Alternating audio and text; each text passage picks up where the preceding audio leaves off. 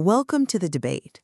Our focus today is on the complex and frankly often brutal experience of filing a property insurance claim after a major loss.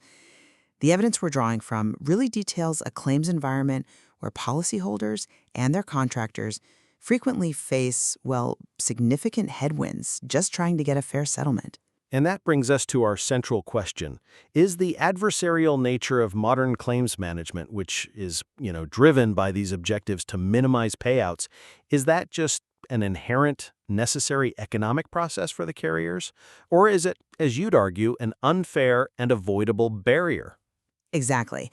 I'll be arguing that the system is managed as a zero-sum economic game, and it's designed, I believe intentionally, to discourage fair settlements. And I'll contend that while carriers absolutely seek efficiency and cost control, the system is structured to allow policyholders ample opportunity and legal recourse to secure the compensation they deserve. I understand the argument for financial prudence, I do. But let's examine the mechanisms that are used to achieve that prudence.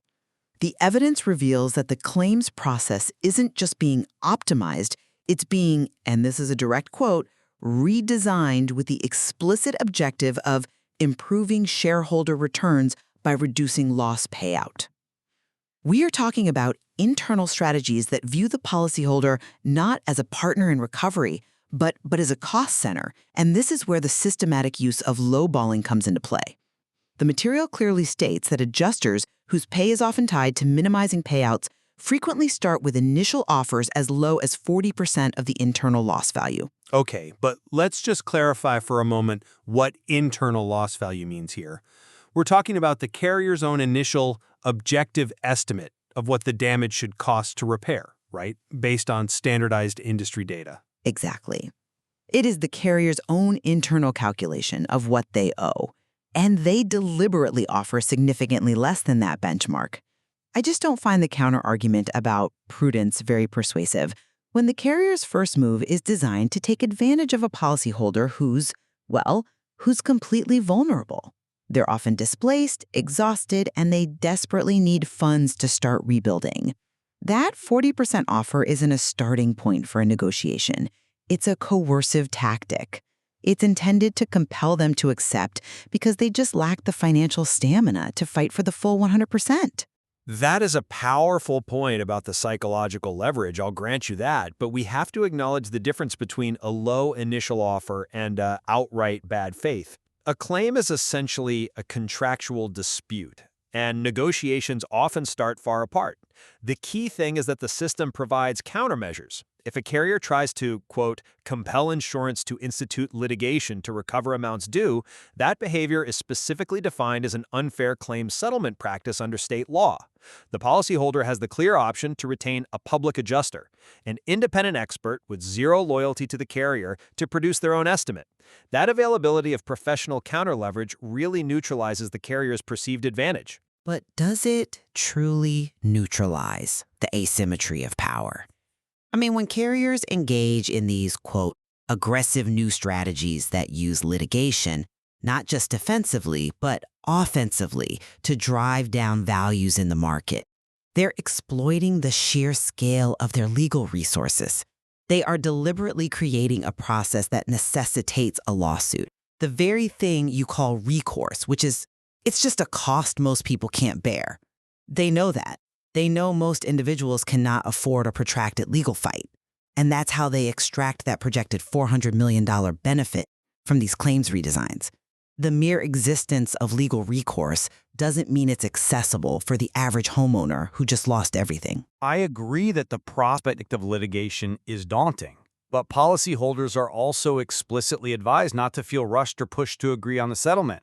If they can't agree on the value, they have structured, contractually mandated avenues like appraisal or mediation long before full litigation. These processes are designed to be much quicker, much cheaper than a full lawsuit, specifically because the legal framework anticipates this kind of dispute. And, the carrier's effort to standardize payouts by leveraging litigation, well, you could frame that as an attempt to ensure consistent, non-inflated settlement costs across the entire market. which at the end of the day benefits all premium payers by keeping rates more stable. Okay, let's move to a strategy they use before litigation even begins, the preferred vendor system. This is a mechanism that I think directly compromises the integrity of the damage assessment itself. We know from the material that restoration companies can get a massive portion, sometimes 40 to 80% of their entire annual business from just one insurance carrier. That is a critical point, that potential conflict of interest. It's more than potential, it's systemic. If a vendor is incentivized to minimize the scope of the work to please the carrier that's feeding them 80% of their business, how can they possibly advocate objectively for the property owner? They can't. The carrier uses this setup to their advantage. They'll often challenge a policyholder's independent contractor who is charging full reasonable market rates by claiming they're overcharging simply because their own preferred vendor charges less due to that volume discount. It's how they control the estimate and the cost. While that financial reliance definitely raises a serious red flag, the power ultimately rests with the policyholder, if they choose to be assertive. The material gives them explicit permission. You can use the contractor of your choice. You do not have to use the insurance company's pet contractor. And more importantly, the carrier is legally obligated to pay a reasonable and customary industry rate for repairs. That's true regardless of any sweetheart deal they have with their network. So if the policyholder insists on using their own trusted contractor, the insurer cannot force the discounted solution on them. They must pay the documented prevailing market cost. The policyholder's failure to exercise that right isn't a failure of the system, I'd argue, but a failure to utilize the power they already possess. But you're constantly shifting the burden of proof, the burden of negotiation, the burden of diligence onto the victim of a disaster. This sheer necessity for intense vigilance, documenting every single step, immediately mitigating damage, being wary of every question, it is evidence of the system's adversarial design. We're asking someone who just experienced a devastating loss to instantly become an expert claims manager. And the penalties for not being vigilant are severe. I mean, consider the risk of just seeking information. If you simply call your insurer to ask about a potential claim, that call may result in an update to your CLUE profile. Let's pause there because the CLUE profile is important and, you're right, often misunderstood. CLUE stands for Comprehensive Loss Underwriting Exchange. It's a database that pretty much all major insurers use to assess risk for new policies or renewals. Precisely. And the danger is that a mere inquiry, even if no payout is ever made, can be recorded as a potential risk factor on that profile. It could lead to increased rates down the line. This system effectively punishes the responsible policyholder for simply seeking information about the policy they paid for. It reinforces this adversarial climate where you have to constantly walk on eggshells. That is not the behavior of a partner fulfilling a contract. But I come at the requirement for vigilance from a different perspective. I see these actions as non-negotiable responsibilities that are inherent in managing any high-value contract dispute. We're not just talking about money here, we're talking about mitigating ongoing physical damage. The material stresses that water damage must be addressed immediately to prevent mold, usually within 24 to 48 hours. Fire damage will continually deteriorate the surfaces. Speed is essential. You simply cannot wait for an adjuster to arrive. That initial responsibility to mitigate is a practical necessity, not some malicious hurdle. But let's tie this back to the core complexity that's being forced on the policyholder. You mentioned earlier the difference between actual cash value and replacement cost value policies. This is another area where the average homeowner is at a huge disadvantage. It is complex, but it highlights why that documentation is so essential. If you have an actual cash value policy, the ACV, your payment subtracts depreciation based on age and wear. So the policyholder needs to be ready to calculate and dispute that depreciation. If they have a replacement cost value policy, an RCV, which covers the full cost of replacement, well, the initial payment is often just the ACV, and the rest, the depreciation holdback, is only paid once the policyholder proves, with receipts, that they've actually repaired or replaced the items. Thank you for clarifying that. But the very fact that the policyholder, again, a disaster victim, has to save every receipt, calculate depreciation, and proactively chase down that holdback payment, all while navigating lowball offers and preferred vendor schemes. It just demonstrates this enormous imbalance of expertise and resources. The carrier has specialized teams dedicated to managing these levers. The homeowner has a life in shambles. The adversarial tactics, in effect, leverage the policyholder's natural inclination to focus on recovery over becoming a contract litigation expert. The system has to be complex because the risks and the variables are enormous, from calculating local labor rates to assessing structural damage. If the policyholder feels overwhelmed, the existence of professional third-party resources, the public adjuster, the independent contractor, serves as the necessary check and balance.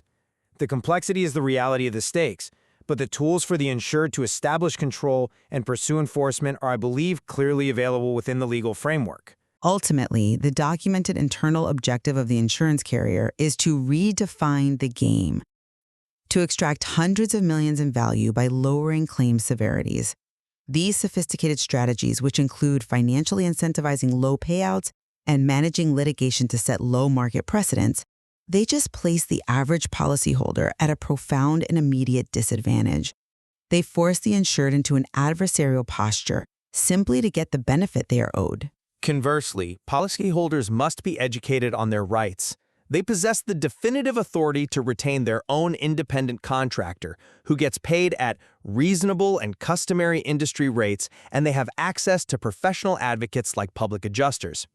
I believe that understanding and exercising those rights is the true key to navigating this complex process and successfully counteracting the carrier's financial pressures to ensure a fair settlement is achieved. The interaction between a carrier and a policyholder will, I think, always embody this fundamental tension: the company's need for prudent financial risk management versus the prompt, equitable fulfillment of its contractual promise. And the systems designed to manage one often profoundly impact the experience of the other. There is clearly much more to unpack in how these competing incentives shape the lives of those recovering from disaster. My name is Russ Harlow, the owner of Reliable Remediation. If you're like our most successful clients, you understand that you're the only one that has the power to choose your contractor and take charge of your claim.